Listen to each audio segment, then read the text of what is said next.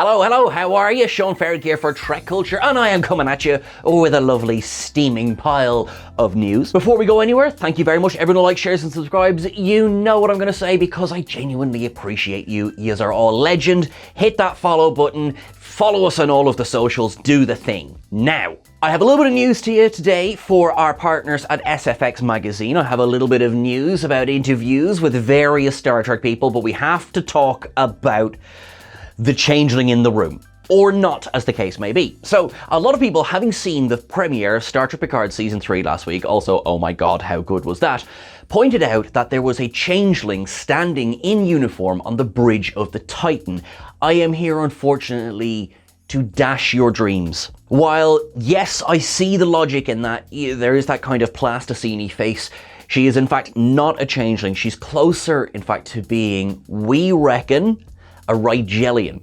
Now, we saw Rigelians on screen in Star Trek Enterprise, and also we saw them return in Star Trek Lower Decks, but of course in Lower Decks there's a bit of a change in designs anyway. Some people have likened her design to that of the Kylie from Strange New Worlds. I see where you're going with it. I think they're just a little bit different.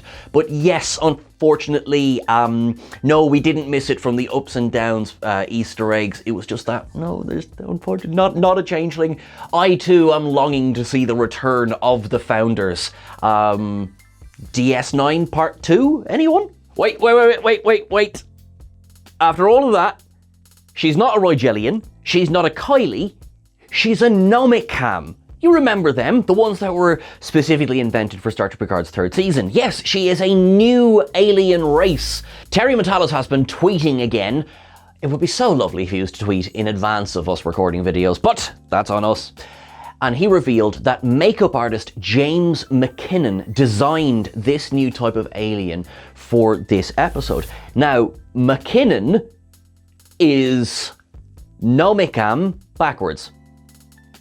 I like it. I like how simple that is. So if you want to follow him, he is at Jimmy McKinnon over on Twitter. So there, the great mystery has been revealed. She's not a changeling. She's a Nomicam.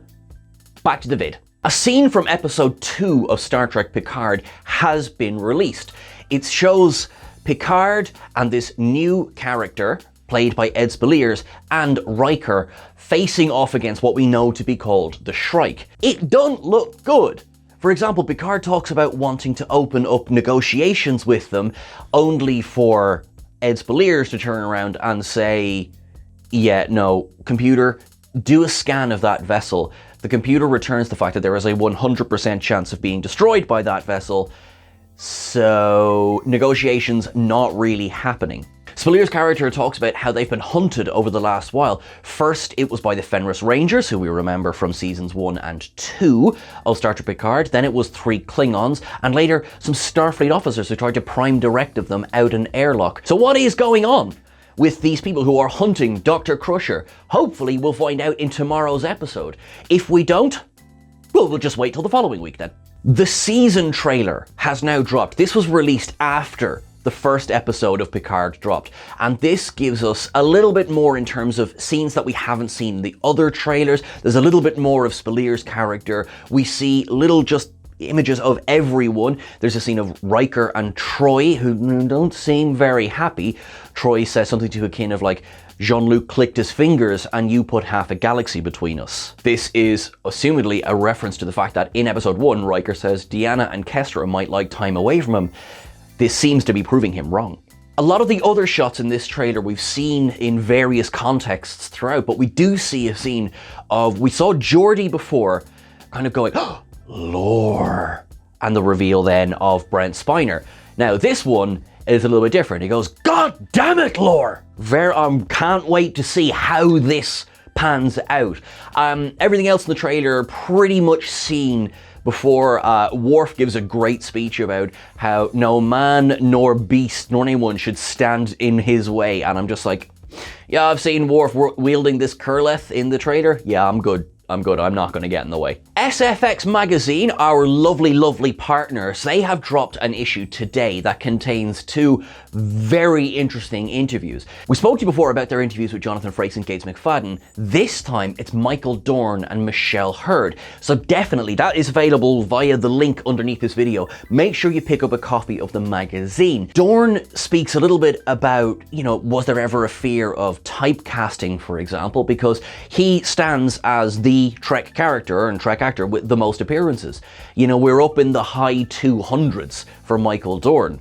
I only wish I had that kind of job security. One seriously interesting thing that came out of this interview as well, and I'm pretty sure you'll agree that, if you've been following Star Trek as presumably as long as you have and as long as we have, you'll know that with Worf having made so many appearances, you might expect there to, that Michael Dorn would have an awful lot of say in what Worf did. Dorn goes into a little bit of detail about this that was a bit eye-opening for me. This goes back to what some of the actors have said at cons before, that they might be asked questions like, oh, when did you decide X character would do this? And they'll be like, now hold your horses.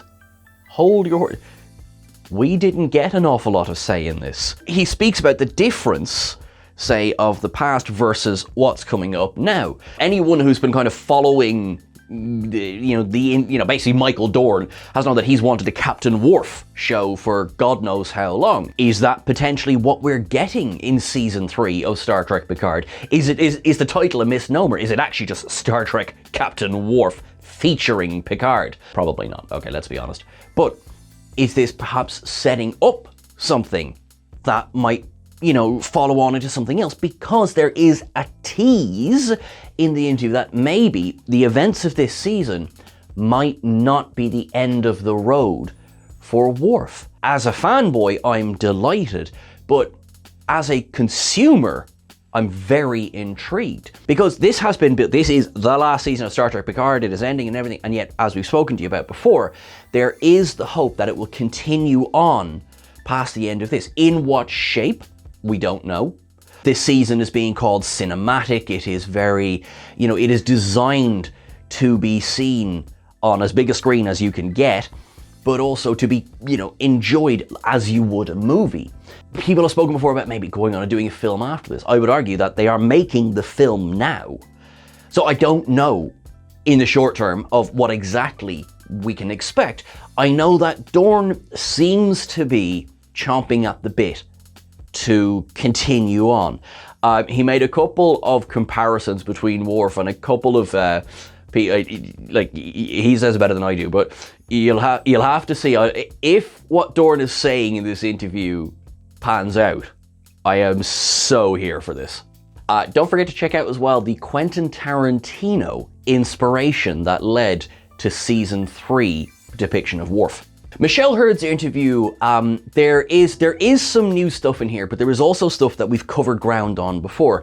For example, the storyline of her being a recovering addict, that's still ongoing. Now, we saw in the series premiere that she is, kind of finding her way through the underbelly on Metallos Prime. I'm going to come back to that in a second. We know how difficult that would be for someone like Raffi, who is trying to stay away from these kind of influences, is trying to stay clean, and yet to have that just up in your face the whole time. That is difficult, and that is something as well that will be addressed as season 3 goes on. Much like other interviews, again, her talks about what might be in the future. Based on episode 1 of season 3, I already see people online calling out for our Titan spin-off. I'm here for it. I'll say it right now. I think Raffi works well in this capacity. I like her as part of Starfleet intelligence, off the bridge. Not with that rigid Starfleet style. She is more of a free agent. And that is something that Hurd alludes to in this interview as well, that as the season goes on, we're going to see a very interesting take on that and some of the relationships that she develops. Speaking, of course, of relationships, we touch again on Hurd and Jerry Ryan's 7 of 9. There's an awful lot of room for that relationship to develop. So check out this edition of SFX Magazine. It's in the link in the description in this episode. Pick up a copy, and remember, you can get back issues as well. So if you want to get a beautiful edition like this one, with a wonderful photo taken at the wonderful Vasquez Rocks. No, I will not stop going on about this. You can get that as well. So enjoy that and let us know what you think. Now, Metallos Prime. Obviously, Metallos Prime is named after Terry Metallos, showrunner of Star Trek Picard Season 3. Okay, so you might be like, okay, Grant, why was this in it? But it was not introduced in Star Trek Picard Season 3. It was, in fact, introduced in Star Trek Enterprise. Terry Metallos was an assistant on Star Trek Enterprise, and yes, the planet was named after him. In fact, it's name dropped by Trip in the episode Dawn. It was designed to be a place so full of scum and villainy that it's like the darkest place in the galaxy. So therefore, the honor of the name would go to Terry Metallos. So it's kind of like, thanks a bunch, I think. Which plays over, of course, into the fact that this is a very Free Cloud-esque planet in Star Trek Picard's 3rd season. I mean, it is a very knowing joke at poor Terry's expense, but also it's a callback to Star Trek of 20 years ago. And no, I still have not come to terms with the fact that Star Trek Enterprise was 20 years ago. Thank you so much, everyone, for watching along. Remember, our ups and downs will be dropping tomorrow for episode 2, Disengage, of Star Trek Picard's 3rd season. Are you enjoying the season so far? Let us know in the comments below. Don't forget to like, share, and subscribe. Follow us on all of the various socials. Stay awesome, as I know that you are. Infinite diversity and infinite combinations.